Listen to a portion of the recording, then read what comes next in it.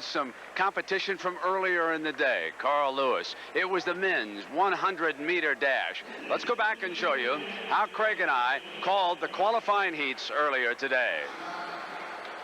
It's the Reebok men's 100 meters and the world record established at the World Championships in '91 by Carl Lewis of 9.86. First three in each heat and 5 fastest advance to the second round.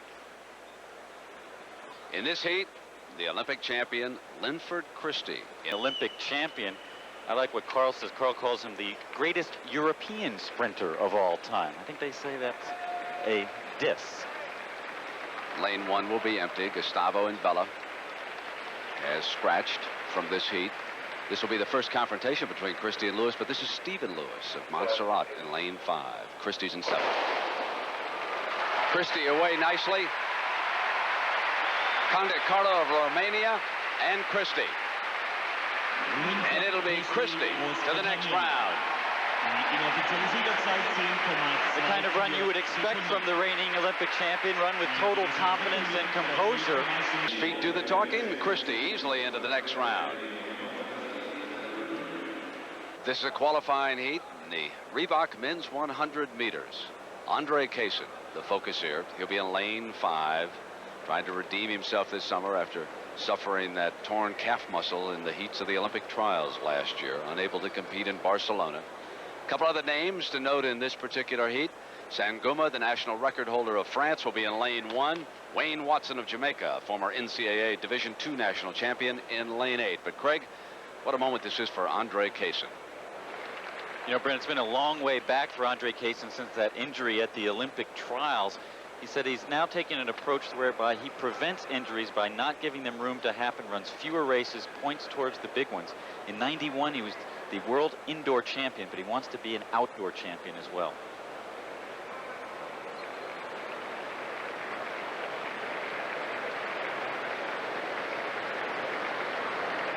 Lane 5. Cason away beautifully, rolled out of the blocks on top. It's A.Cason. A.Cason with Saguma in lane 1. Cason coming across. 10.08, the fastest qualifying time so far. And one of the fastest first round 100-meter races in Olympic or World Championship history. Now in this first round, only a slight wind at his back. Brent, for .10 reaction time is the legal limit. He comes out at .115. It just shows you why he had that early lead over everybody in the race. Tremendous power out of the blocks. He says he has an advantage at the start, in part because of good genetics, his words, but because he's a compact person, he can get into his running position earlier than other people. That gives him an immediate advantage. An impressive qualifying heat. Let's go to Mark Jones with Andre. Andre, an extremely fast time for a heat. How'd you feel about your race? Well, I just want to relax and go through the motions, execute and focus on myself. That's what I've been doing throughout the year. That's what I'm going to do here. How do you feel about your first major outdoor championship title hopes? Well, I feel good about it. So I can say. Well, it's Carl Lewis's turn. Already his 2 American teammates have qualified for the second round. And now our first look at the man who has a record 8 gold medals at the World Championships. Tremendous crowd reaction to the introduction of Carl Lewis, and he says he loves being put on the spot, wishes there were an Olympics or World Championships every month of the year, Brent. Lane 5 is empty. This Mangles of France with 2 false starts. Barefooted runner from Nauru over in lane 1. Frederick Cannon. Carl Lewis, now 32 years old. Lane 8. Lewis off to a poor start, but now starting to roll. Lewis has to come hard here at the end, and he does. With that closing kick of Lewis, 10.15. All 3 of the Americans make it easily to the next round. No aiding wind at all as Carl's mother on the right opens her eyes and applauds his victory. Carl, the master at measuring out his effort through the qualifying round so that he's fit for the final. Carl Lewis leading the way in that heat with Mark Blume of Germany and Atlee Mahorn of Canada also qualifying. Mark Jones has found Carl. Carl? Standpoint, how'd you feel about your race? No, very good. I thought I ran a great race. I didn't react well, and that happens when you have those false starts, but I thought I ran great. I'm looking forward to running some more. Tell us quickly about your neck and your back. Did it feel tight or is it okay? I feel a lot better today. Like I said, I'm not going to use it as an excuse, but I feel very good today. I feel relaxed, and that race looked good. I just didn't really react to the gun that well. But the main thing is just to run well and get through this. And I want to say, like I know millions of people in the world, I want to send my condolences to the Jordans because I understand that situation. You know, I've lost my father, and just keep your faith and stay strong. A.Cason with the fastest qualifying time. Note that Raymond Stewart of Jamaica, Daniel Effiong of Nigeria, and the Canadian Bruny Surin also advanced.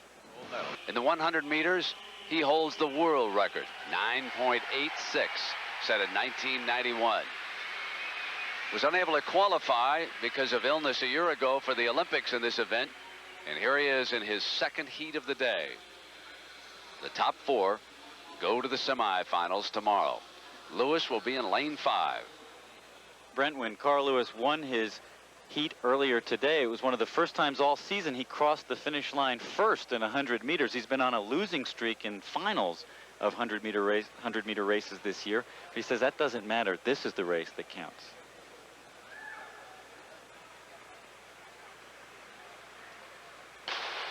Lewis with a little better start than in his first heat today, but now he trails, starting to come on here over the final 50 meters. Carl Lewis, look at that, easily to the semifinals. And running against a significant wind, almost 1 meter per second into his face. But as you point out, an easy run for Carl Lewis. Carl Lewis wins his second heat of the day easily. Carl, looks like you started a little better than you did in your first race today. Yeah, today was the kind of race I need to run in the final. This race gives me a lot of confidence. Even the race this morning gave me a lot of confidence. Now all I have to do is just run the race I ran today, tomorrow, and I think I'll do very well. In our next heat, it'll be interesting to see if a Linford Christie makes any kind of a statement after Dennis Mitchell turned in his 10.08. Carl Lewis with a 10.11. Christie in lane 6, the reigning Olympic champion. Linford Christie, the captain of the British track and field team. One observer said that's like letting the poacher become the gamekeeper. A controversial spokesperson for the British team. Christie rolls out of lane 6. Surin of Canada in lane 3 with a strong start too. It's Surin and Christie. Surin and Christie will go 1-2. Christie catches him 10.01. There's the statement. He said he wanted to let his feet do the talking, and that's his answer to Dennis Mitchell's 10.08. But it was quite a battle with Surin from Canada. And the official time for Linford Christie is 10 flat. In our next heat, A.Cason will start from lane 3, Frank Fredericks in lane 5. Julie Moran took a close look at A.Cason, one of our premier sprinters. I couldn't even watch the Olympic final because he was so upset about that injury he sustained at the U.S. Olympic trials. Well, we've got a championship brewing here now. The official time of Christie, 10 flat. Now it's Cason. Breaking out of lane 3 at 10.09 earlier. Cason and Fredericks. Here comes Cason. Cason 9.97. That's the fastest time in the world this year against a slight headwind. And you could tell he was doing something special because Frank Fredericks, the Olympic silver medalist, was struggling in his weight. A.Cason blazes at 9.96, the fastest 100 meters of the year. All right, Julia, we have thunder, we have lightning here in Stuttgart, but I'm not talking about the weather. I'm talking about this guy right here, A.Cason. Andre, you ran a 10.09, a 9.96. Can you go faster tomorrow? Have you burnt yourself out? Well, I'm sure that I'm not burnt out. I think I could run faster if I would just concentrate on and relax. I'm really not projecting to run any faster times. I'm just projecting to go out and relax and do what God gave me the ability to do. Now, this is a bit of a new situation for you. You're regarded as an indoor sprinter. You're in a new situation here where you're outdoors. This is a first major world title for you. Has that weighed on your mind a lot? No, it hasn't. No, it hasn't. if I let other people, if I let the media get to me, I'll be pretty much a basket case. I just try to stay focused on myself and what I'm doing and listening to my coach and the close people that are surrounding me, and everything works out. What kind of time wins it tomorrow? I have no idea. I never put any barriers on a 100-meter final. Well, Andre, you got out of the blocks quickly and just like you did right there, and good luck tomorrow. I mean, you really came out here. The start really is the key to your race, isn't it? Well, no, the key is putting myself in a running position at a good point in the race and then accelerating and executing all the movements. All right, thanks a lot for joining us, and once again, good luck tomorrow, A.Cason.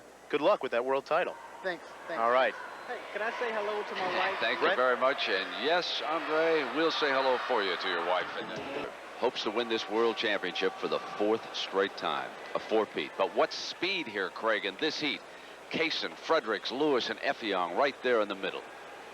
I think that's a big disadvantage for these runners. It means they have to run a little bit harder against one another. Linford Christie in the second semifinal has an easier go of it. Plus, being in the first semifinal, they have to decide, do they want to make a statement by trying to run fast in the first semifinal and sending a message to Christie? Cason's in 3. Lewis is in 5. Cason not away as strongly as he was yesterday. Effiong of Nigeria. Now Cason starting to roll. Here comes the Lewis finish. And 4 move on to the final. The 4 you would expect. 994 unofficially, Brent. He improves yet again, a personal best for Andre Cason in the semifinal. Only a slight win behind, and Daniel Effiong thrusts himself into the picture. He's in the green on the left. Next to him is Lewis. Then Frank Fredericks, the Olympic silver medalist, and over on the right is Andre Cason. Cason, as you mentioned, did not have as good a start as he did in the second round, but he did accelerate extremely well. Lewis comes on towards the end. But the man who seems to run better than he has in the earlier races is Effiong on the left, who looked like he got up for second place, but 994, outstanding time. Carl Lewis in 3rd at 10:02, but that is Carl's fastest time of the year. But can anybody beat Andre? Let's go to Mark Jones. Andre, you keep going faster, faster, and faster. You seem extremely focused. Well, that's the goal, to remain focused and to remain relaxed. And just have one more river to cross. In this semi-final, a couple of fellows who hooked up in Barcelona. Dennis Mitchell, the bronze, Linford Christie, the gold.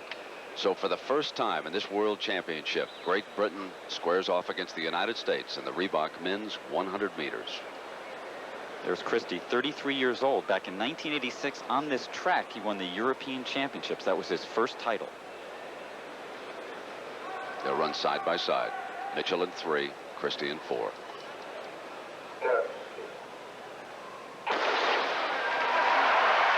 Christie and Mitchell.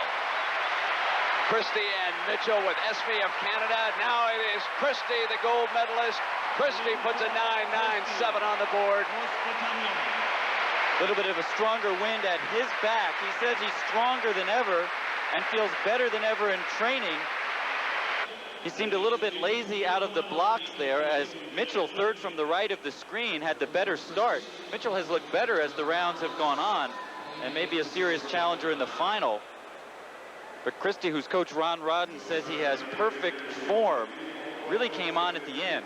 Not as quick a turnover as he had in the second round yesterday, but very strong towards the finish. Linford Christie getting stronger as the competition moves on. 10 flat yesterday and a 9.97 in the semi. Now here is the field for the finals. Andre Cason, Linford Christie, Daniel Effiong, and Carl Lewis with the 4 fastest times. I think you can hear the crowd. They are getting ready for the heavyweight championship, the men's 100 meter. It's just an amazing atmosphere. The athletes are going to have to feel the energy in the crowd. The interesting thing is that we're going to have to see, are the London odds makers right? They say Linford Christie's a 9-4 favorite, 2-1 on Cason. Lewis is at 5-1. I think Andre Cason has looked unbeatable here, though. It's about time you went on record, Brent. Yeah, he's just been so good through the trials, and now with you see him in the semifinal, he became the 7th fastest man ever. But has he given too much? I went with King Carl back in June. I'm going to have to stay with him. He's going to have to come up with a great race. Greg, you took a very interesting look at the personalities and the styles of our leading finalists in the men's 100-meter. Let's take a look. Sprinters operate in a narrow corridor of space and time, living their lives in fast forward. Their existence is defined by hundredths of seconds. How they approach their craft says a lot about them as individuals. From their pre-race demeanor to their running form to their post-race celebrations. Each race is a window into their sporting soul. Carl Lewis is businesslike and efficient before the race. The most patient of all 100-meter runners, he maintains his speed best when others falter at the finish. Linford Christie is a throwback to an earlier generation, when sprinters were like gunfighters, strutting and posturing before and after the race. Mid-race, his eyes widen and almost bulge out of his head, as if he's surprised by his awesome speed. The zen of A.Cason dictates that he bottle up his motivation before a race. At the start, he literally explodes out of the blocks and snatches the lead. Businessman, throwback, Zen master. It will take less than 10 seconds for one of these three or another to become the world's fastest human. Team 3 has just been introduced to this sellout crowd. There you see Surin of Canada. Carl. Daniel Effiong of Nigeria is in lane 5. And it is A.Cason in lane 6. A.Cason has ripped off incredible heats here so far. 9.94 in his semifinal. He is right next to Dennis Mitchell in lane 7. So all 3 of the American sprinters have qualified for the final.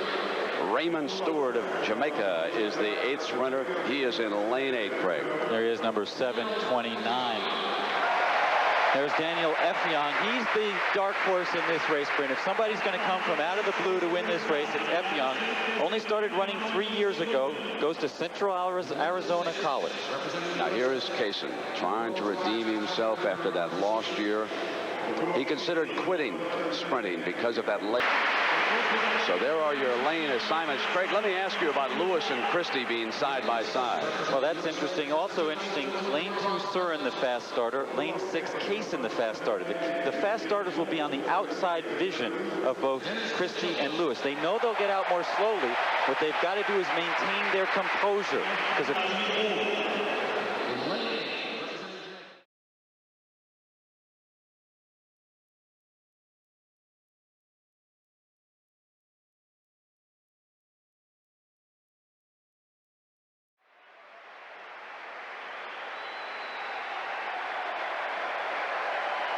one of the things that was different is that A.Cason is now not on top in lane 6.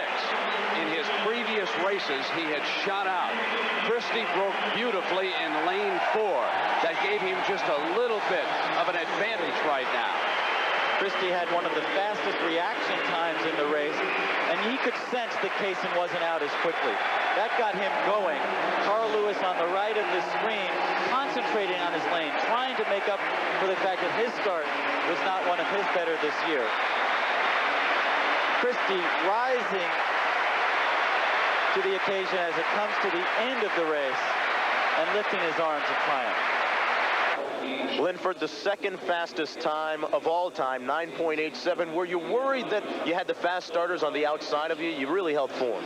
Well, no, not really. I mean, I was watching the last semi, and I knew that Effiong got out before Andre. So I was just glad I was next to someone who was going to get out quick. I would have liked to have been in the middle, but it didn't really matter. Do you feel vindicated? People said that you won Barcelona without Carl Lewis there. Do you feel vindicated with this victory? Well, no, not really. You know, at the end of the day, the history books are not going to say Carl wasn't there. They're going to say Linford Christie, Olympic champion. So, you know, the times have done it. It's in the books. I've got the medal. No one can take that away from me. You're the world champ. Congratulations. Thank you very much. Can I just say hello to my brother and my sisters out there in New York? Love you all. All right. Carl, you said you had nothing to prove in this race, but I'm sure you have to be disappointed with fourth. Well, a little bit. I mean, this hasn't been an easy year for me. I mean, I'm building a house. I have a lot of distractions, but the biggest thing is that I wanted to come here and run the best I could for the United States. I did that, but there's no question I'll be back. I've had down years like this in the past, and I've been in a lot of big races, and I know what it'll take to get back. All right. Thanks a lot, Carl. All right, great. A blistering 100-meter final. Linford Christie, still the world's fastest human. Let's go to Mark Jones. Andre, congratulations, Andre. You're running 9.92, a personal best, but you come in second. How do you feel? I feel great because last year I was in a cast about this time. I was rehabilitating my Achilles tendon. I just thank God that I'm able to come out and perform today. I give God all the praise because a silver medal is not bad. I set a personal record for myself, and I improved throughout the rounds. So Andre A.Cason is back. Question about the Reebok Athlete of the Day. He's the world's fastest human, Linford Christie. You know what he said? I get a buzz out of hearing God Save the Queen. You don't hear that as much as the American national anthem when you come to a World Track and Field Championship. Christie. Well, for Linford Christie, here it was, his moment again in the spotlight.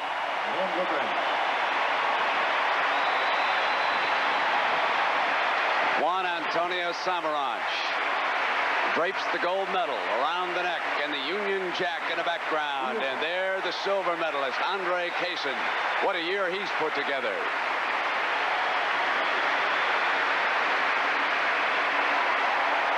And our bronze medalist, Mitchell.